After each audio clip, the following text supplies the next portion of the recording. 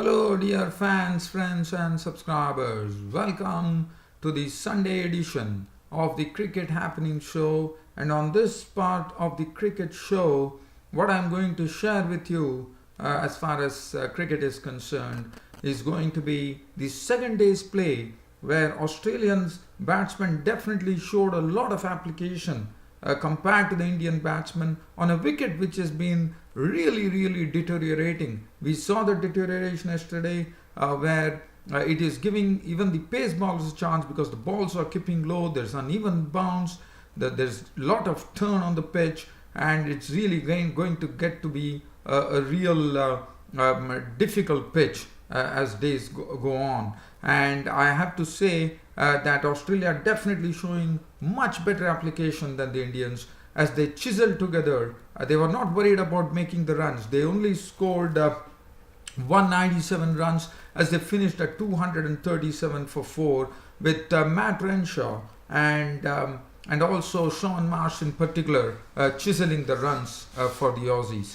And as far as the ODI series was concerned, England actually sealed the ODI series against the West Indies today by winning the second ODI by 4 wickets, but not before, on a very difficult wicket, one could say, not before they had their share of troubles against the West Indies, as West Indies put a modest total of 225, which was definitely considered a good total on this particular track here at North Sound in Antigua. And the Englishmen, at one stage, they were placed at 124 for 6 with Nurse and Bishu, the spinners, really running right when taking 4 wickets between them, 5 wickets between them for 37 runs in 10 overs. And after that, it was Joe Root with that very good composure that he has, crafted 89 valuable runs, 90 valuable runs to take his team to victory. He got the much needed company that he needed from the all-rounder Chris Wokes, who actually charted his second ODI 50. He also did a wonderful job as a 102-run partnership ensued between Chris Wokes and Joe Root, which saw England home from a tight situation, and they also won the ODI series with only 1 to go. And as far as the Pakistan Super League was concerned, it was Peshawar Zalmi, led by the captain Darren Sammy, who himself provided some fireworks towards the end. They were the ones who were the newly crowned champions of the Pakistan Super League 2017, as his team beat the Quetta Gladiators by 58 runs. And Quetta Gladiators was the third time they were coming into the final, and they lost it once again. Well, so first we are heading towards the second day's play between the Aussies and the Indians at the P. Chinnaswamy Stadium in Bengaluru, which definitely shown signs of deteriorating. So let's have a look at what happened. So David Warner and Renshaw actually resumed their innings at the overnight score of 40 for no loss, and we saw it was Ishan Sharma was really bowling with lots of pace. We saw there was some determination in the Indian eyes. I mean, one could see the body language of the players. There were a lot of talking going on, chirping going on to the Australian players. So sort of a friendly banter going on. In fact, Virat Kohli, the Indian captain, went to the extent of telling Matt Renshaw whether he wanted to go to the washroom because, as you know, in the previous match, it so happened that he had a stomach upset, and so such was the amount of real battle going on there. And David Warner also and Ravichandran Ashwin had also exchanged a few words. A lot of glares going on between both the teams, so there was real needle into this particular day. And we saw Warner and Renshaw slowly and steadily progress their innings as 12 runs were added, and David Warner already had a battle with Ravichandran Ashwin as far as steering was concerned, with some words spoken, and finally that battle was won by Ashwin, as David Warner in fact went on the back foot to actually expose all his stumps, and Ashwin was the winner as the ball crashed into his stumps, and David Warner was gone for 33 with 3 boundaries. So one was thinking as to why David Warner went on the back foot by exposing all his stumps. So that is the question. but it was Ashwin who won the battle. Probably it was a sort of a psychological tussle that happened between Warner and Ashwin won the battle. Stephen Smith walked in to join Matt Renshaw. Matt Renshaw was another one who was really putting his head in, getting close to the line of the ball, smothering all the spin, and he was looking pretty good with his batting there. Even though he was being a bit riled, I would say, by the Indian players, especially Kohli, but Matt Renshaw, what he said, that's what he precisely did. Kept his cool, didn't bother about it, and just carried on. It was really good to see an youngster do that. After that, it was Jadeja getting into business, as Jadeja was the one who nipped the wicket, a very important wicket for India, and that was of Stephen Smith, as he inside his delivery, bat and pad, and it went into the hands of Saha behind the stumps. So that was a big wicket for India. Stephen Smith was gone to the bowling of Jadeja for 8, as the score read, Australian score read 82 for 2. Sean Marsh came in to join. Matt Renshaw was really settling in well. As Sean Marsh came in, he also did what Matt Renshaw was doing best, and that was to really bide his time at the crease. As Ishan Sharma was bowling, we could see certain balls which were really keeping low. The turn was there, the bounce was there, and we could see that batting was not so easy. And the Indian bowlers, one has to say that they bowled a very good line. They changed their line of attack and saw to it that they were not allowing the Australians to come on the front foot, which was a good thing that they were doing, and so that they wanted the Aussies to go on the back foot, allow the bounce to take the better of them, and also lose the wickets. And then we saw Matt Renshaw along with Sean Marsh chisel together a useful partnership, not a big one at that, but still it was important, as 50 runs were added between Sean Marsh and Matt Renshaw. And then Matt Renshaw actually hit a 6 of the bowling of Jadeja. He came out of the blocks after getting his 50 and deposited Jadeja over the fence. And but in an attempt to actually do another repeat of that, he fell a victim as Ridhiman Saha. He missed the ball, and Ridhiman Saha whipped off the bails. And Matt Renshaw gone stump Saha bowled Jadeja for 60 with 5 fours and 1 6. After that, Hanscom and Sean Marsh were in the middle. Hanscom hit 2 delightful fours, but after that, he was a goner. Tried to flick a delivery from Jadeja through the mid-wicket region. Ashwin plugged it nicely. He was gone for 16. And then, just to show these vagaries of the pitch as to how it was behaving, Mitchell Marsh was gone for a duck after struggling for 11 deliveries, as Ishan Sharma's delivery actually did not rise at all. It kept low, hit him on the knee, and Marsh even did not wait for the umpire's decision, as he decided to walk off. It was very sporting of him, and Mitchell Marsh was gone, LBW Sharma for a duck, and that made the score 163 for 5, but his brother Sean Marsh was in the middle, gutsing it out there. As Matthew Wade came in and joined Sean Marsh, who was really showing how to play the spinners, as he was, as I said, he and Renshaw were the ones who were really doing the chiseling as far as the Aussies were concerned. After that, Matthew Wade was also doing the same. He was also keeping a cool head and really showing some good defense. But at that time, it was Umesh Yadav who nipped the wicket of Sean Marsh just before close of play, which was an important wicket to have. Sean Marsh was gone. Caught Nair bowled Yadav for 66 with 4 boundaries. And finally, when stumps were drawn for the day on day 2, Matthew Wade was not out on 25 with 2 boundaries. Mitchell Starc was not on 14 with 2 boundaries. And Australia closed the day at 237 for 6. And as I said, this is a pitch which is deteriorating, and the Indians have to really get the 4 wickets pretty quickly, lest it could get too late. But one good thing for India compared to Pune in this is that if India can bowl out the Aussies for 300 today, then I would say, and then the Indians have to make 300 on this wicket. One does not know how that could happen, but if that happens, then India would at least stand a chance. The reason being, it will be the Aussies who would be actually batting last on this pitch, and this pitch to me is going to really only go on deteriorating further and further. Now let's have a look at the bowling. The Indian bowlers bowled a disciplined line, which was really seen once you see that the Aussies scored only 197 runs.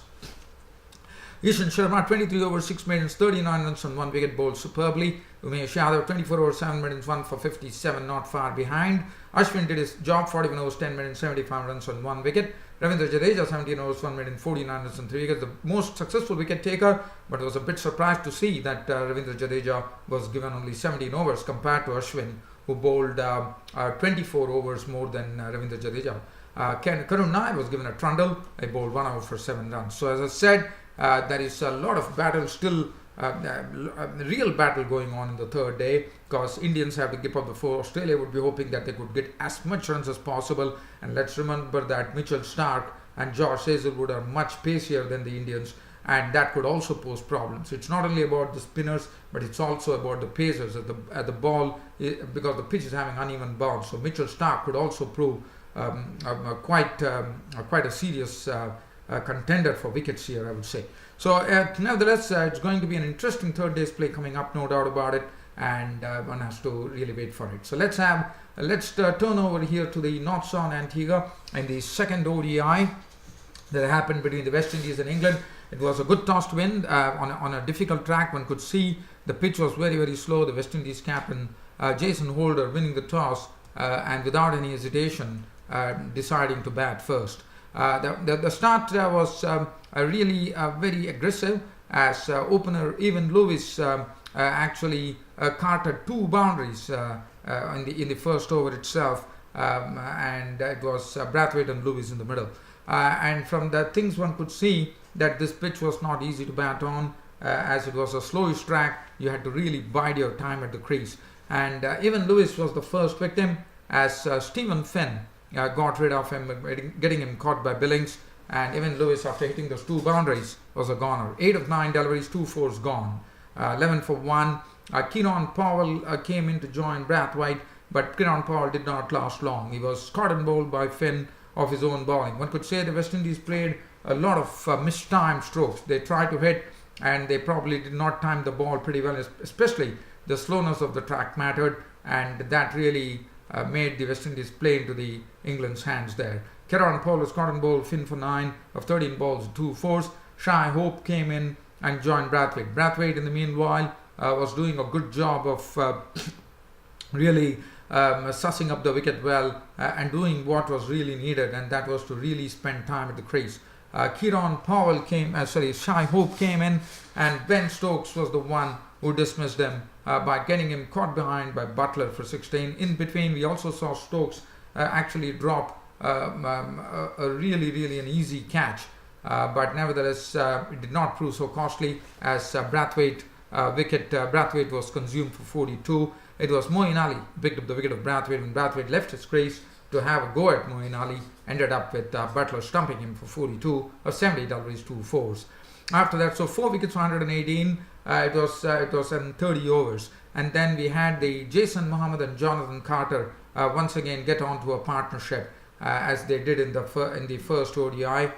They really did a good job. They put 41 runs for the 5th wicket by adding some good runs. Jason Mohammed was looking pretty good with his batting, and he was really showing calm assurance, I would say, as he was batting. Jonathan Carter was another one, was giving him good company, more of an aggressor, I would say. Jonathan Carter getting runs at a good clip, as Jason Mohammed and Jonathan Carter put on some very 41 useful runs as things were going on. And also we saw Jason Mohammed cart Ben Stokes into the stands, and he also hit the spinner Moeen Ali.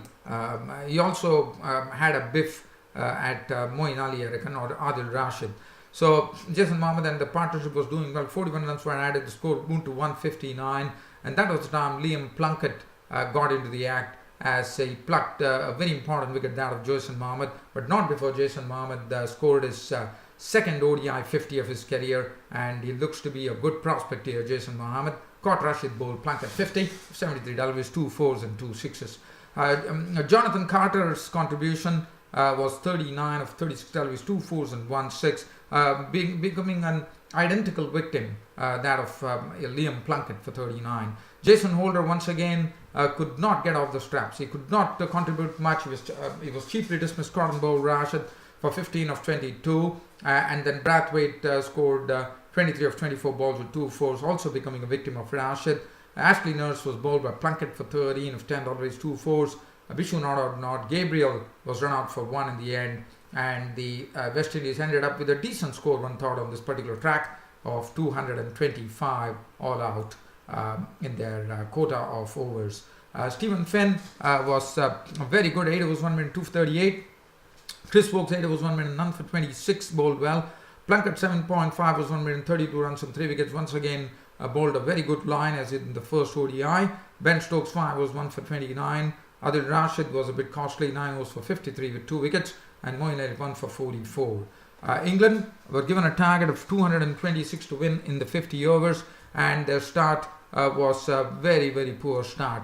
In the very, very first delivery, in fact, with the second delivery of the England innings, it was Shannon Gabriel, the main strike bowler, picking up the wicket as it was Sam Billings who was forced to edge a ball onto the slip court, and Kieran Powell snapping it, and Sam Billings was out for naught, and England were 1 for 1. After that, Jason Roy, there was a very huge, very loud appeal for caught behind, and one thought that was a real nick, but in the end, for lack of evidence, it was given not out, and Jason Roy took off from then in the company of Joe Root, who came in, and Joe Root really started playing in the normal, mature fashion that he does, and which was to really, really settle down nicely. But Jason Roy was getting along with his strokes, and he was stroking the ball freely.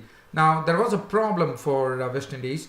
The reason being Shannon Gabriel, their main strike bowler, who really makes a big difference, as you know, nowadays. And he, after bowling 3 overs, 1 for 17, had to leave the field with an injury, and he never bowled. And that was a big blow for the West Indies, I reckon, because if you look at the way things shaped up, they were 124 for 6 at one stage. And Shannon Gabriel could have played a real good role, and that was a sort of a sad part that happened for the West Indies. But Jason Roy took off after that, and he started really hitting the spinners very well, Bishu and Nurse. But Nurse was a bit economical too, but he went after the pace bowlers Jason Holder and Brathwaite, as he collected 52 of 48 deliveries with 7 fours and 1 6, and then started the real slide for the Englishmen with the spinners in operation. Devendra Bishu on one end and Ashley Nurse on the other, and Jason Roy was the first victim, gone for 52. And after that, Joe Root was the common factor there, who was actually staying at the crease, but he was seeing all this happen in front of him, as in a space of 37 runs, England they succumbed from 87 for 2 in the 15th over to 124 for 2 at the halfway mark, that is 25th over, with Morgan being LBW, bowled Ashley Nurse, was bowling superbly, I thought. Nurse was 7 of 14 deliveries, and then Ben Stokes was a victim of the bowling of Bishu. Caught Hope, bowled Bishu for 1, and Butler, trying to reverse sweep, was caught by Hope with the bowling of Bishu for naught, continuing his poor run. And Moeen Ali actually got a ball which Moeen Ali went on the back foot, the ball turned and went on to hit the off stump, and he was bowled by Nurse 3, and suddenly this England innings, which was looking good at 87 for 2, they slumped to 124 for 6 in the 25th over, and now it was a bit of a question mark, but it was Joe Root with his very, very mature playing, not taking any risks, hitting only 3 boundaries in the knock of 90. Chris Wokes was the one who happened to be an able ally to Joe Root in that partnership, as 102 runs were added, and also Chris Wokes got his second ODI 50 of his career, and what a knock from Wokes. Wokes definitely assisted Joe Root very well. Joe Root was the one who was really making sure that he's there till the end for England to nurture them to victory, and Chris Wokes was the one who not only was giving good company, but also making sure that he was playing some nice aggressive strokes, as he also hit one beautiful 6 of Brathwaite as he deposited him over the long off region for a 6. And finally, England, as I said, Shannon Gabriel not being in the act really hurt them, I would say, because at 124 for 6, probably Shannon Gabriel would have been definitely brought by the Jason Holder, the West Indian captain, and unfortunately Shannon Gabriel 3 overs 1 for 17, never bowled, and it was an England victory by 4 wickets. Chris Wokes played up very impressively, not out on 68 of 83 deliveries, 5 fours and 2 sixes, match over, and the ODI series in West Indies, in England's hands, with only 1 to go. Joe Root was named man of the match. Gabriel 1 for 17, that was a big blow for them. Jason Holder 10 overs, none for 46. Brathwaite was costly, 4 overs for 38. Bishu did a good job, but Ashley Nurse was the one who really did the damage and looked very good with this bowling. 10 overs no made in 34 runs and 3 wickets, not allowing the England to wriggle out. Jason Mohammed 4 overs for 15, also bowled well. Brathwaite 5 2 overs no made in none for 22. And Jonathan Carter 2 overs for 10 runs. Joe Root was named man of the match. And on a very quick note, I don't have much time to share here. As I said, Peshawar Zalmi are the newly crowned champions of the Pakistan Super League 2017, beating the Quetta Gladiators by 58 runs. Darren Sammy was the captain who proudly received the cup, the Pakistan Super League trophy from them, and Darren Sammy was the player of the match and the player of the series, going to a very consistent Kamran Akmal, the wicket-keeper batsman. Well, dear fans and subscribers, that really puts a lid on this cricket show of mine today, and tomorrow I'll be back with the third day summary of this interesting third day's play coming up between the Aussies and the Indians at the Peshawar Stadium in Bengaluru, which has been really deteriorating as days were going. Thanks for your company and thanks for watching Cricket Happenings. This is your host Ram signing off this summer Sunday. Thank you.